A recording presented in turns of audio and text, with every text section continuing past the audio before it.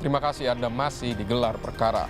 Saudara, Kuat Ma'ruf dituntut 8 tahun penjara oleh jaksa penuntut umum karena turut serta dalam rencana keji Ferdi Sambo menghilangkan nyawa Brigadir Yosua Huta Barat. Menurut ahli pidana pasal 340 KUHP yang didakwakan menjadikan tuntutan Kuat terlalu rendah. Lantas apa peran Kuat dalam rencana pembunuhan yang dibuat Ferdi Sambo? Jurnalis Kompas TV Renata Panggalo mengulasnya untuk Anda.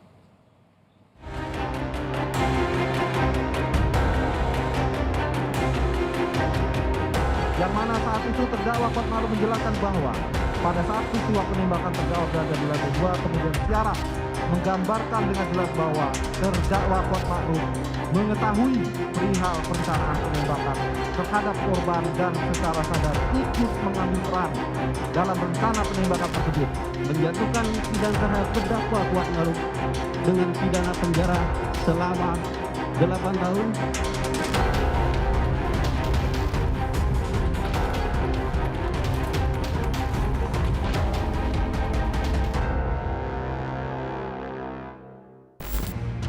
Kuat Ma'ruf, asisten rumah tangga Sambo, dituntut 8 tahun penjara. Tuntutan ini seragam dengan 2 terdakwa lain, yakni Ricky Rizal dan Putri Chandrawati yang perannya jelas berbeda.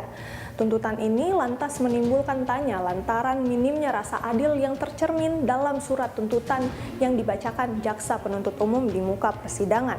Bahkan 8 tahun penjara tidak menyentuh setengah dari ancaman hukuman penjara maksimal yang tertuang dalam pasal 340 KUHP. Padahal Kuat mengetahui dan ikut berperan dalam rencana pembunuhan Yosua.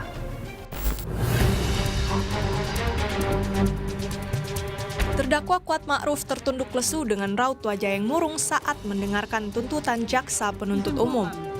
JPU menuntut Kuat Ma'ruf 8 tahun penjara atas kasus pembunuhan berencana Nofriansyah Yosua Huta Barat.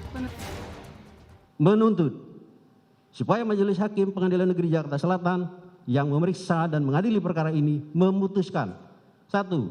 Menyatakan terdakwa Kuat Ma'ruf terbukti bersalah melakukan tindak pidana turut serta merampas nyawa orang lain yang direncanakan terlebih dahulu, sebagaimana diatur dan diancam dalam dakwaan pasal 340 KUHP junto pasal 55 ayat 1 ke 1 KUHP. Menjatuhkan pidana terhadap terdakwa Kuat Ma'ruf dengan pidana penjara selama 8 tahun dikurangi masa penangkapan dan menjalani tahanan sementara dengan perintah terdakwa tetap ditahan.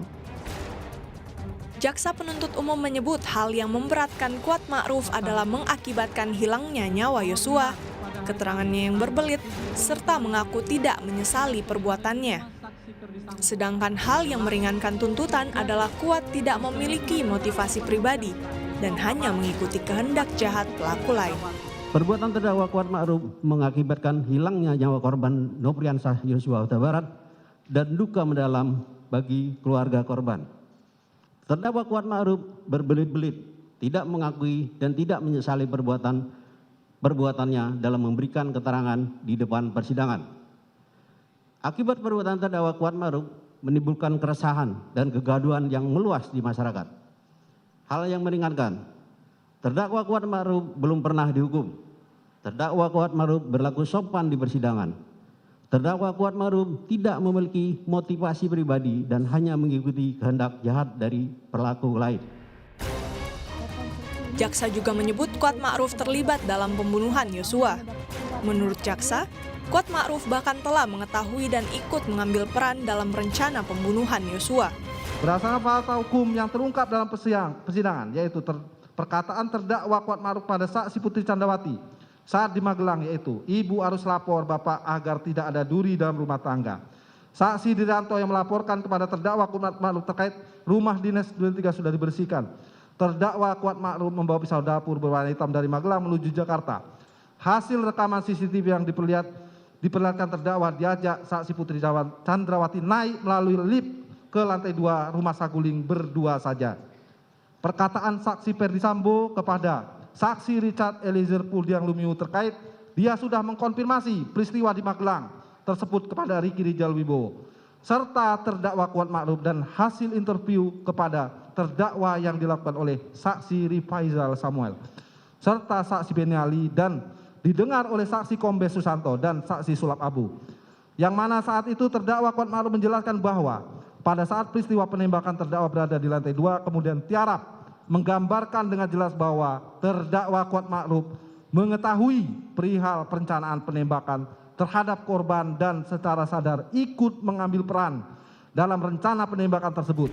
Putri Chandrawati Keterangan yang berbelit juga menjadi hal yang memberatkan dalam tuntutan Kuat Ma'ruf. tertidur. Keterangan Kuat Ma'ruf yang berbelit terdeteksi tes poligraf yang mengindikasikan Kuat bohong saat menjawab pertanyaan apakah dirinya melihat Sambo menembak Yosua. Indikasi kedua, apa pertanyaannya? Untuk indikasi kedua untuk saudara Kuat yang dilakukan pemeriksaan pada tanggal 9 September adalah apakah kamu melihat Pak Sambo menembak Joshua? Apa jawabannya? Jawabannya saudara Kuat tidak. Nah, itu Terus indikasi, hasilnya indikasinya apa? Bohong apa? Berbohong. Bohong. Merespon tuntutan terhadap kliennya, kuasa hukum Kuat Ma'ruf Irwan Irawan mengaku kecewa. Menurut Irwan, isi surat tuntutan yang dibacakan JPU tidak sesuai dengan fakta persidangan. Ya, sebagai kuasa hukum kami juga kecewa dengan tuntutan seberat itu, dengan kapasitas Kuat yang dalam beberapa hal di persidangan ini tidak tahu menahu peristiwa ini.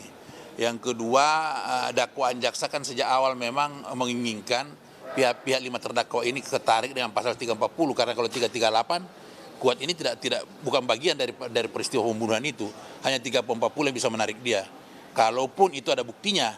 Nah, kalau pertanyaannya kemudian kan 8 tahun itu bagaimana respon kami? Terus terang kami kecewa dengan penyajian dasar-dasar munculnya tuntutan 8 tahun itu tidak berdasarkan fakta persidangan. Karena banyak hal yang menurut kami itu tidak pernah terungkap di persidangan, kemudian dimuat dalam menjadi dasar tuntutan. Sementara itu, kuasa hukum keluarga korban Martin Simanjuntak menilai hukuman 8 tahun penjara dalam tuntutan JPU tidak mencerminkan rasa keadilan. Martin menyebut keluarga Yosua berharap Kuat dihukum 15 tahun penjara karena turut serta dalam menghilangkan nyawa Yosua. Mengingat Kuat Ma'ruf ini hanya dituntut sebagai turut serta atau penyerta dalam hal ini sesuai dengan pasal 55 ayat 1, maka berdasarkan ketentuan perundang-undangan Kuat Ma'ruf ini tidak bisa ya divonis sama dengan yang dianggap sebagai aktor intelektual maupun pelaku utama atau dader gitu ya.